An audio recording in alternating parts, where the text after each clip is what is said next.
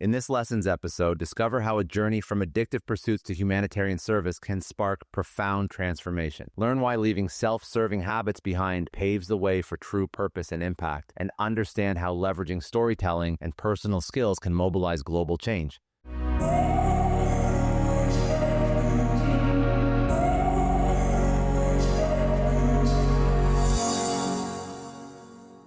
So, I've heard you speak about how you were always trying things that would be considered addictive. So like drugs, alcohol, gambling, women.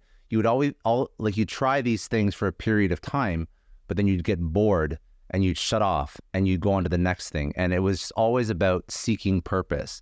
And I'm curious how, after seeking purpose in all these, traditional vices, how none of it paid off, and none of it really gave you what you needed.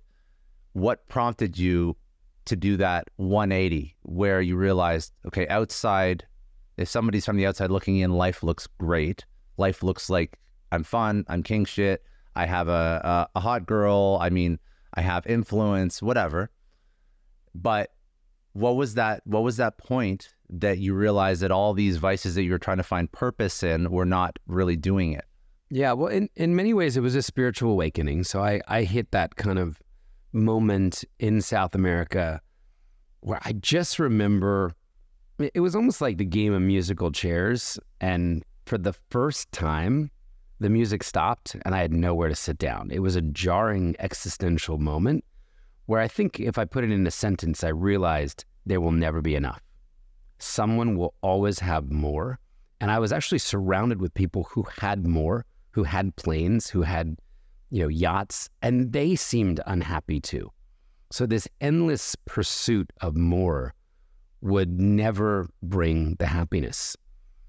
And so what is the opposite of that? The self-serving. So I looked to God, and I remember reading the Bible again and rediscovering that faith as a 28-year-old without it being shoved down my throat, without being told what I must believe.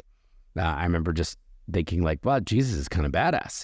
He's not religious. In fact, he was raging against so much of the religious establishment of the day. And, he was really all about service, pouring your life out for others so that others could flourish, so that others could benefit. I remember coming across this book this verse in the book of James where it said, if you care about true religion is this: look after widows and orphans and just keep yourself from being polluted. I'm friggin' 0 for 2. I have done nothing to look after anyone in the widow and orphan category. And not only am I polluted, I actually pollute others for a living. And the more people I pollute in my clubs, the more money I make. So it was a lot of these things happening, kind of reaching the end of rope, realizing this would not make me happy, kind of coming back to this lost faith in spirituality, morality, and then just needing an idea, which was actually, went back to this concept of the tithe. When my parents were growing up, they would always give 10% of whatever they made to the church. And I was like, well, what if I tithed time? I just blew 10 years. What if I gave one of the 10 years in service and just saw where that would take me? And, interestingly, it was almost impossible to volunteer. And so I remember applying to the first 10 humanitarian organizations, from the Red Cross to World Vision to Save the Children. And, nobody wanted a nightclub promoter. These are serious, Doctors Without Borders, it turns out, wants doctors to join their mission, not club rats. So it became incredibly frustrating because I now had the desire to try something different, to serve, and nobody would take me. And then I was very fortunate that, I call it the 11th organization, wrote me back and said, hey, if you're willing to pay us $500 a month, and if you're willing to go live in the poorest country in the world, you can join our mission. And I just remember thinking, that is really the opposite of my life.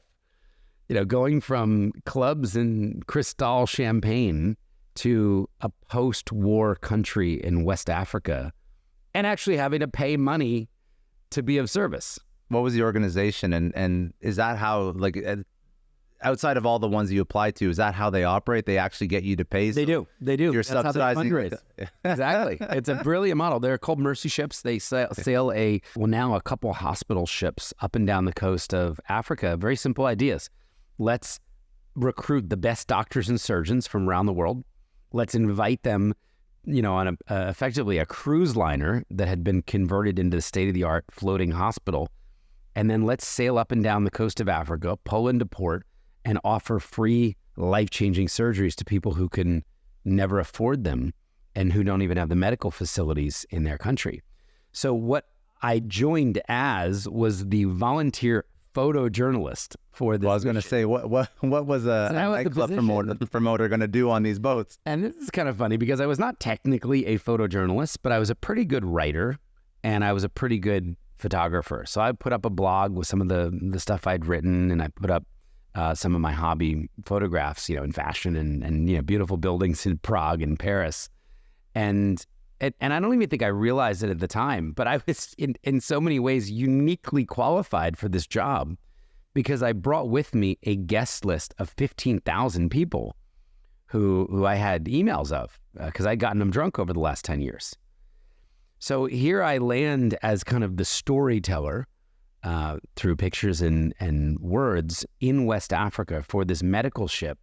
And I get to work, bombarding the 15,000 people that a few weeks earlier I had been inviting to come get drunk. And I start sharing photos of cleft lip surgeries and cleft palates and tumors being removed and cataracts being removed and people getting their sight for the first time.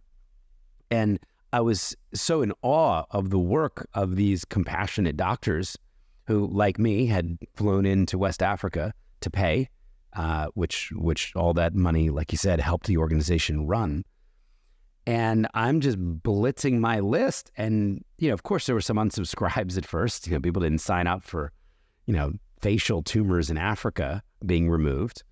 But after that first wave, the list actually began to grow as people would forward these stories to their friends. And then they began to send money. And I started to realize maybe the same skills that I had developed, filling up 40 different nightclubs over 10 years, throwing the party. These skills could be used in a compassionate, redemptive way to actually save people's lives. And I wound up raising a lot of money for Mercy Ships that first year, raising a lot of awareness. And then when that year ended, I just didn't know what was next. So I just went back to Liberia for a second year.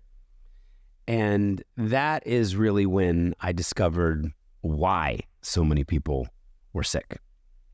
And just to give you an example, our third day on this mission, I remember waking up at 5 a.m, putting on hospital scrubs, and jumping in this convoy of Land Rovers with doctors and surgeons and nurses. And I had 2 Nikon D1X cameras around my neck. And I learned that we're going to the patient screening.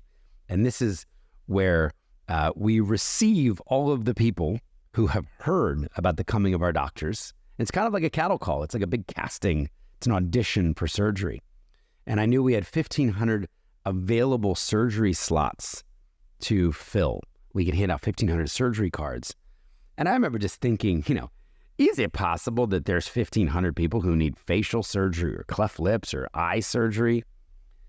And it turns out the government had given us the soccer stadium, the football stadium in the center of the city to triage these patients.